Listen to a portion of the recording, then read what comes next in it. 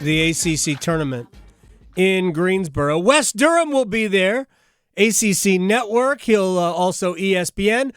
He'll do some TV. He'll do some radio. And maybe he'll make an appearance on talk shows if time allows and he joins us. You look sharp, my friend. How are you? I'm good, thank you. I'm sorry I didn't look up here, and I realize we're now multi-meeting. You are. It's tremendous. It is tremendous. I was making a couple notes here because I knew where this conversation was principally going to go. Okay. Because you and I have done this hundreds of times. Yes, we have. But I also wanted to make sure that I had some things right that I said might be right earlier in the day, if you will. Okay. So, how are you? Good to see you. I'm doing very well. Let me say this.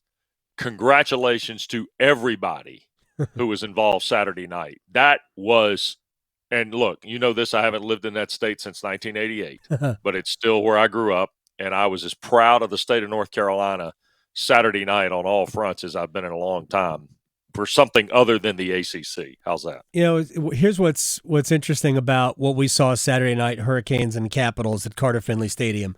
Right. I do pre and post for the Hurricanes during the year, and at 6:30 when we go on the air with Stormwatch, 30 minutes before the game starts, there's maybe 15% capacity in the arena.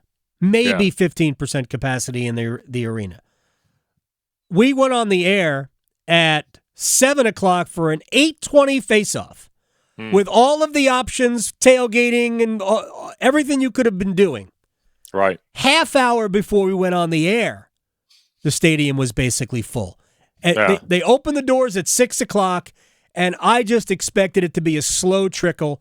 By 6:30, it looked like the place was full. And everybody was – it was such a cool night. So yeah. And Sean McDonough was incredibly complimentary of everybody involved, and he's terrific. And it looked great on television. Yeah. And that's a tip of the cap to everybody involved in that. So. All right, let's get to some hoops here. And I want to talk about State and Carolina and Duke and a little bit of Wake here, but Jeff Capel said something. I guess it was after Pitt's latest win. Said it on the Zoom today. Oh, it was on the Zoom today. That there's not enough people pumping the tires, I'm paraphrasing here, of the ACC. He said they do it on the Big Ten Network all the time. I don't watch the Big Ten Network. My friend Mike DeCourcy does a lot of stuff with them. If I was going to watch the Big Ten Network, I would watch because of him, but I just don't consume the ancillary programming. So I'll just take it on Capel's word that he's right. Right. Should we be on the ACC Network pumping the tires of the league? Well, I would ask you this, and you just mentioned the Big Ten, and so did Jeff Capel. Do they pump the tires on the Southeastern Conference Network? I think so, yes.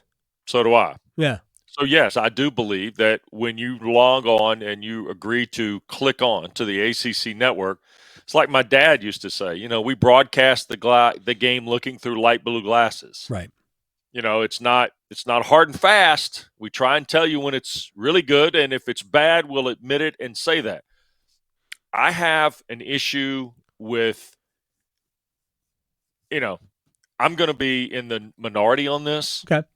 I thought yesterday's Joe Lunardi appearance that they put on at the under 8 timeout in the first half of a 2-point game between State and Carolina, I wouldn't have done that. Nope.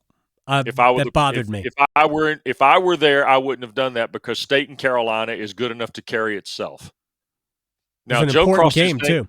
Yeah, and Joe crossed his name off several holiday card lists in the ACC during his statement and said, "Don't shoot me, I'm the messenger, and I know I'm saying da-da-da, and this is the worst ACC of my lifetime." He didn't say that specifically, but essentially it was not a promotion for the league. Now, that was on ESPN. That was not on ACC Network. Right. That's a tough pill to take on a Sunday afternoon when the pride of both those fan bases is watching that game and to hear, not only is Carolina probably not going to make the tournament if they lose, but the league's in as bad a shape as it's been in, blah, blah, blah. Okay? I think the league has got to, and you know this, Adam, because I think you and I have texted back and forth about it. The league is going to have to look at the landscape of how they're determining the NCAA tournament field now in a different way than they did 5 years ago. We're in the 5th year of the net, and what has happened in the ACC since 2019 when we had 3 number ones is that we've had some things change on the landscape of the league, coaching-wise, things of that nature. We have also seen schools continue to schedule in the non-conference vein the way they have for years. Correct. That has changed because you have to have the ability to play quad one games once you get into conference play in order to get multiple teams into higher places on the net. And Dan and I have surmised in our study of the net, and we've done this, I hate to tell you, on the road, like on breakfast, we'll have coffee and he'll have hot chocolate, and I'll be going through the net, and we will be looking at how the net treated the night before. For instance, Pitt beat Miami in a terrific game earlier this year at the Peterson Event Center. They'll play the final day of the regular season. In that Pitt-Miami game, Miami dropped 4 spots, and Pitt did not move in the net. That was a great game. Yeah. Okay? Duke beat Georgia Tech by 43 in Atlanta and went up 6 spots. Okay. The other night, Clemson beat Florida State by 40 at home and went up like 16 spots. Okay? So that's just part of the inequity of the whole deal. And Buzz Williams, love Buzz Williams, said something the first year we had the net. If I'm down 24, my goal is to get it inside of 10 at the end of the game because it won't hurt me as much in the net. Well, Buzz must know some secret sauce about the net that he didn't tell us on his way to College Station. Because margin of victory, the NCAA uses the word offensive versus defensive efficiencies. Okay. That's a way to say margin of victory. Yeah.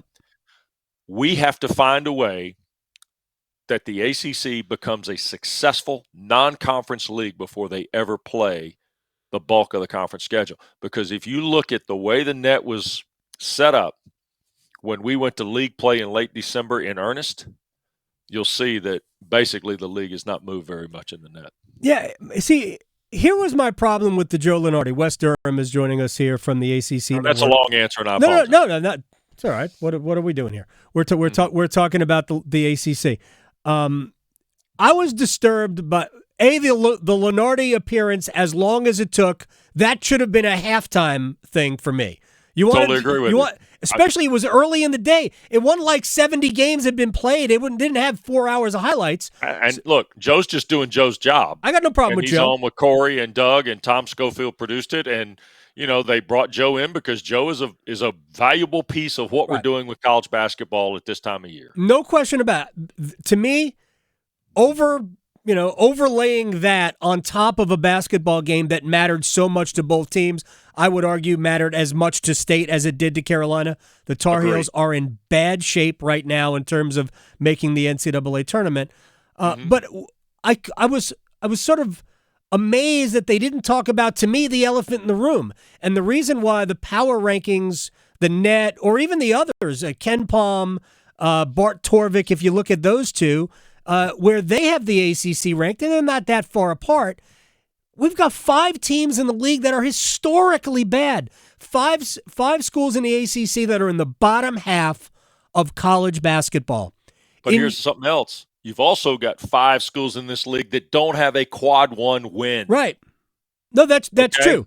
Right, but that's his bigger problem, Adam, because it doesn't help your measurement collectively. Right, but one leads to the other. If you've got 5 bad teams, and that's so people know, BC, Notre Dame, Georgia Tech, Florida State, and Louisville in the net are 184 and worse. Louisville is rated 308. By the way, Clemson, what are you doing? What are you doing losing that game? That's just an aside, but Louisville is down there in an area where we see teams from the Southland Conference who finished 9th in the Southland. That's where they are. And we have too many of those teams that are you don't have to drag it down a lot to have no quad one wins. Virginia has right now 1 quad one opportunity on their home floor in the entire league. If they're playing an ACC game at home, unless it's Duke right now, it's not a quad one opportunity. They already got away with beating Duke this year. So right now, that's a quad one win. But in a week, it might not be. So that's it. And all of that's impacted by the fact we've got 5 bad teams.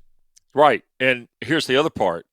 The biggest jumper since December in the net for the ACC is Louisville.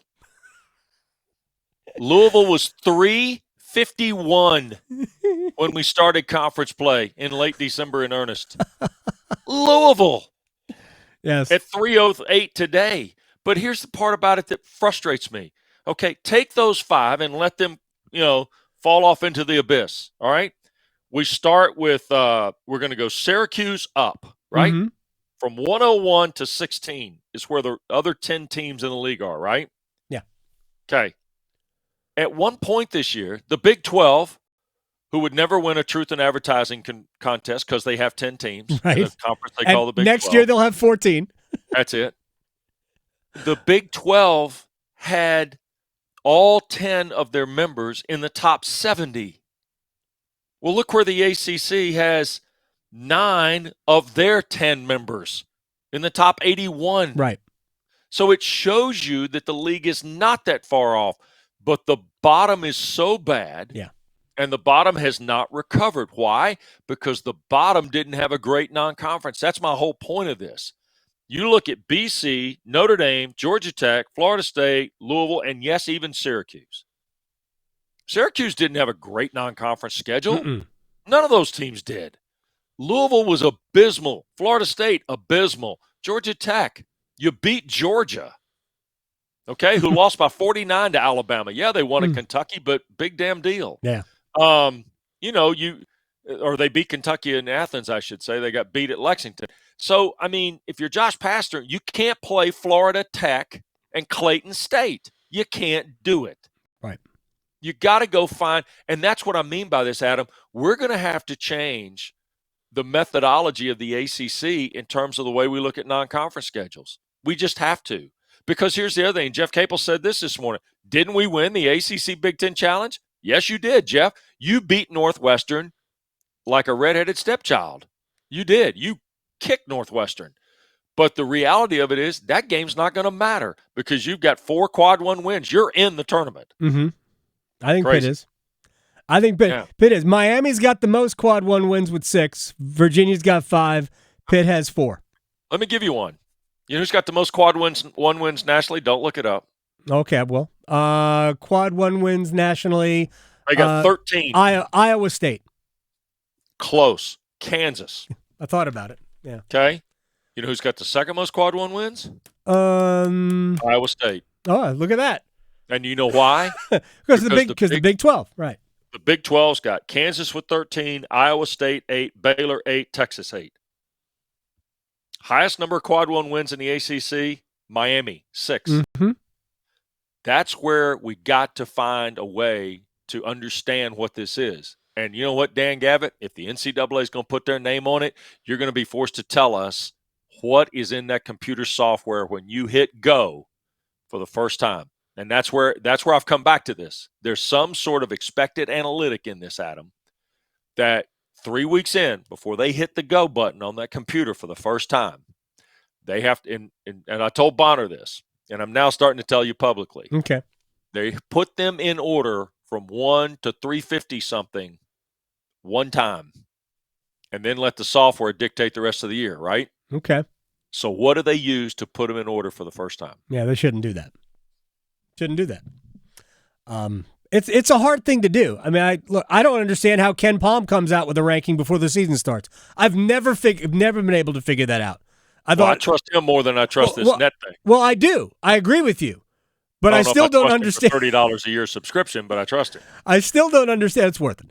Bart Torvik is free Ken Palm. That's what I call Bart Torvik. And Evan Maya does a great job, too. They all do a great job. But the ACC has, and you know what I mean by this, because the Southeastern Conference did it 15 years ago when they hired somebody. Remember they brought, Mike Tranghese in to help them formulate their basketball? Yep. So it's okay. Jim Phillips, Paul Brazo, guys I truly respect. How do we get this thing right? Because if they're going to use this to measure it, then we need to know how it works. See, here's the other element. Maybe we're not going to talk basketball at all, Wes Durham. The other element of this conversation that has been kicking through my head is that I think for those of us who have a platform, whether it's me here speaking to 15 people in the state of North Carolina, or the Joes who are on after me in Raleigh, or Mark Packer, all of that, I really think that we don't like when the SEC toots their horn, when the Big Ten toots their horn. So we go out of our way to be, you know what, I'm just going to call it as I see it. I'm not going to sit here and try to pump the tires of people that don't deserve having their tires pumped. But maybe that's an us problem. Maybe we should get over that. And I want to be as honest as I can. I think that the league has been disrespected. I believe last year matters. I believe getting 3 teams into the Elite Eight and 2 into the Final Four, I believe that matters. And I believe those things should matter, even though the committee says they shouldn't, and even though the people who, the Lenardis, the Jerry Palms of the world say it doesn't. It should, because past performance does indicate future results in many cases, especially with basketball. Well, and I don't disagree with you on that. And the landscape, but here's the reasoning for just looking at why it's been the way it's been, is because we got through the first year of the net with the 3 number ones in 19, right? Mm-hmm. But after that, it all went downhill, slowly but surely. Now we had the savior, run last month of last year, right, with the 3 in the Elite Eight and the 2 in the Final Four, and Carolina, hit the go button, and we had all that, Notre Dame winning out of the first 4, that kind of thing. But the reality of it is, you're going to have to find out what the methodology is. And as much as the game has changed in the last 5 years, what have you done to change with it? And I think, have we hit some bad streaks? Yeah, nobody thought Florida State would be this bad. Okay? I mean, it's bad. And I heard all about the injuries and everything else in Tallahassee. But you got 1 win in quad 1. Now, Georgia Tech, Louisville, we didn't think they'd be great. I wasn't sure what to expect out of Syracuse, and I wasn't sure what to expect out of Boston College. Everybody else in the front 9, from Virginia to Clemson at 81, I kind of thought those teams would all be pretty good. Mm-hmm. And, you're telling me Clemson's out, but the only reasoning you can give me for Clemson being out is they've got 3 quad 4 losses. They do have bad losses. They've also got 3 quad 1 wins. Yeah, I know. And, that's as many as Virginia Tech, and behind Virginia, Miami, and Pitt. That's not too bad. No, I'm with you. But the league has got to look at itself and say, okay, if the game has changed in terms of determining it, what is that change, and how do we reflect that change? Because I do believe that it's 35 one-game seasons, to quote the old football coaches, Adam. To paraphrase the old football coaches, yes. It's one game. Yeah.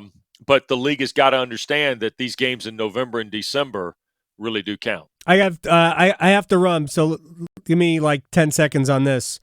Maybe 20 conference games isn't the best way to do it. Maybe playing 16. I understand we can't play enough teams twice, but you can't play everybody twice anyway when you're playing 20. We're not playing 28 conference games, so maybe playing more good non-conference games is better than playing conference games? I have a wild thought that nobody wants to hear. Let's hear it. I'm playing the 20 conference games because you can't go back on that. Right. Okay? I'm also thinking about playing the Big Four tournament again. Okay. That'd be nice. It'd be fun for us here. I'm also thinking about playing not just an ACC SEC challenge. I'm also thinking about playing designated ACC SEC non-conference games after January 1. Oh, non-conference games within, like when Duke used to play a St. John's or a Georgetown or a UC. I remember, how old am I? Duke played UCLA. Was it the weekend before the Duke-Carolina game or the week of the Duke-Carolina game? Yep. That's insanity. Uh-huh. Why can't we keep doing – if we're talking about – and by the way, last time I heard we were still talking about revenue things and revenue streams. College basketball needs good college basketball. So I'll play the ACC SEC challenge between Thanksgiving and the football championship game, that's where my bosses want to play it, as announced earlier. But I'm also thinking about playing ACC SEC non-conference games after January 1. No question. All right. Go about the rest of your day, Wes Durham. This was fun as always. If I don't speak to you before then, I'll see you in Greensboro 2 weeks from tomorrow. I look forward to being there. It'll be a real treat. Be looking forward to seeing you and a lot of others. And I hope we have a terrific event despite what the national pundits are saying. It'll be better than the Big South tournament. No offense to the Big South. Thanks, Wes. Hey, I love the Big South. I may actually ride by that title game on Sunday on my way from Clemson to Greensboro. Excellent, sir. I'll talk to you Take care, later. Adam. See you, man. You got it.